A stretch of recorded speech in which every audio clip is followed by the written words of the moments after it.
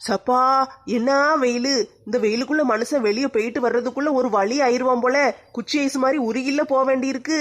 மழை பெஞ்சா ஒரேடியா அடிச்சு ஊரெல்லாம் வெள்ளக்காடா கிடக்கு. வெயில் அடிச்சா ஒரேடியா அடிக்கி. என்னதான் செய்ய மனுஷங்க? அடிக்கிற வெயிலுக்கு நல்லா சில்லுன்னு ஜூஸ் குடிக்கணும் போல இருக்கு. இல்லைன்னா ஐஸாவது திங்கணும். நம்மளுக்கு யார் ஐஸ் தருவா? கடையிலே தின்னுட்டு வந்திருக்கணும். வீட்டில தான் கொடுக்க ஆள் இல்லையே. இந்த அத்தைகிட்ட போய் டீ கேட்டா கூட ஊத்தி குடியும்பாங்க. ஊத்தி குடிக்க வலிச்சு போய் தானே உட்காந்துக்கிட்டு இருக்கேன். மருமவளே, வந்துட்டியாம்மா? ஆமாத்தே, வந்துட்டேன். டோக்கன் வாங்கிட்டு வந்துட்டேன். நாளைக்கு வர சொல்லியிருக்காங்க. நாளைக்கு போய் துட்டு வாங்க போகணும். பாருங்க மக்களே, ஒரு மனுஷி வேகாத வெயிலில் போய் டோக்கன் வாங்க லைனில் நின்று சண்டை போட்டு எங்கெல்லாம் அலைஞ்சு திரிஞ்சு எப்படியெல்லாம் வந்து சேர்ந்துருக்கேன். எனக்கு ஒரு ஜூஸ் கொடுக்கணும்னு தோணுதா இந்த அத்தைக்கு? நல்ல கலர் கலராக போட்டு ஜூஸை கையில் வச்சுக்கிட்டு நின்றுட்டு இருக்காங்க. மருமவளே, இந்தாம்மா, வெயிலுக்குள்ள களைச்சு போய் வந்திருப்ப. இந்த ஜூஸ் குடி. உனக்கு தான் போட்டு அத்தை ரெடியா வச்சுட்டு உட்காந்துருந்தேன். எத்தை என்னத்தை சொல்றீங்க? ஜூஸ் எனக்கா? ஆமா மருமவளே, உனக்கு தான், குடி. எத்தை மன்னிச்சிருங்கத்தே, நீங்க என் மேலே எவ்வளோ பாசமா இருக்கீங்க. உங்க பாசத்தை கொஞ்சம் கூட புரிஞ்சுக்காம போயிட்டேனே. மருமவளே, என்ன சொல்ற? எனக்கு ஒன்றும் விளங்கலையே.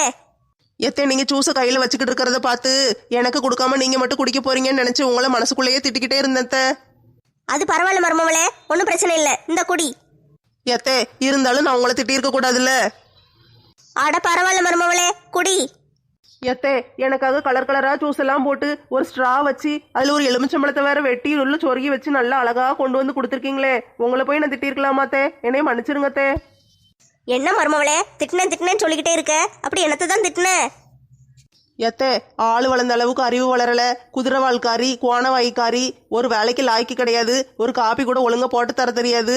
நான் எது கேட்டாலும் ஏதாட்டு குறை சொல்லிக்கிட்டே இருக்கும். அப்படி இப்படின்னு திட்டேன் தே. இவ பேசுறத பார்த்தா இப்ப நம்மள திட்டின மாதிரி தெரியலையே. மனசுக்குள்ள உள்ள கோவத்தை பூரா சேர்த்து வச்சு சொல்ற மாதிரில தெரியுது.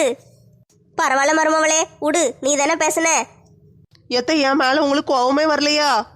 இல்ல மருமவளே, நான் உனக்கு அம்மா மாதிரி, நீ என் பிள்ளை மாதிரி. உன் மேல எப்படி கோவப்படுவேன்? எத்தை என்னத்தே என் மேல திடீர்னு பாசம் பொங்கி வலியுது? அது ஒன்றும் இல்லை மருமவளே, நம்ம 2 பேரும் இப்போ வெளியே போனோம்ல. அப்போ எல்லாரும் உன் மாமியார் எப்படின்னு கேட்டாங்கல்ல. அப்போ நீ என்னை விட்டு கொடுக்காம பேசுனல்ல. என் மாமியார் ரொம்ப நல்லவங்க, என்னைய ரொம்ப நல்லா கவனிச்சுக்கிடுவாங்கன்னு.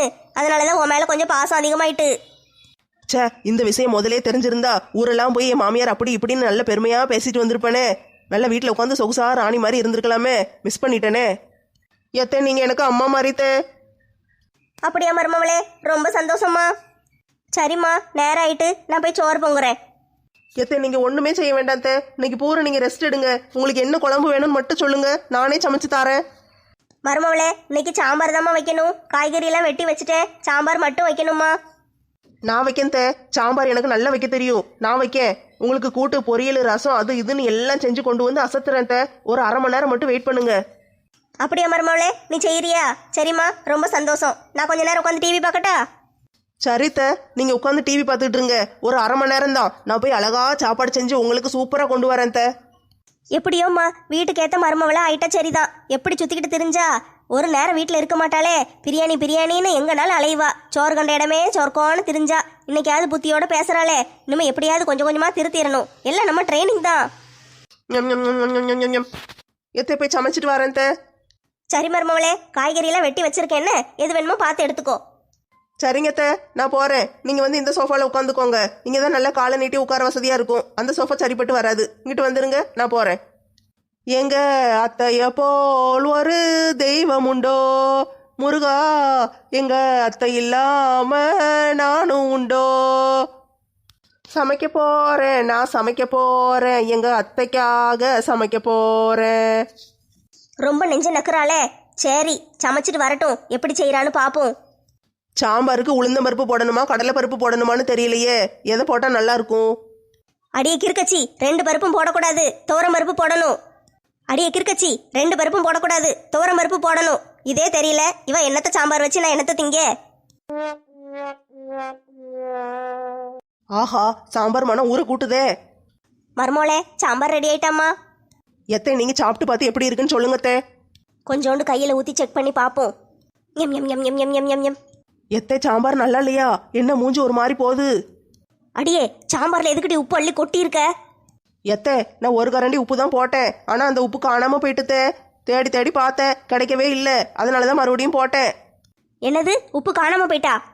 ஆமாத்தே, குழம்புல போட்ட எல்லா காய்கறியும் கிடக்கு. கத்திரிக்காய் முருங்கைக்காலாம் கிடக்கு பாருங்க. அதெல்லாம் நல்ல முழுசா கிடக்கு. உப்பு மட்டும் காணும். நானும் எவ்வளவுதான் போட்டுக்கிட்டே இருக்கேன், காணாம போய்கிட்டே இருக்குத்தே. ஒரு டப்பா உப்பு காலி ஆயிட்டு, ஆனாலும் சாம்பார்ல உப்பு காணும் தே. அடி பாவி, சாம்பார்ல உப்பு அள்ளி போட்டு காணும் காணும் தேடனியே, ஒரு தடவையாவது வாயில வச்சு பாத்தியா?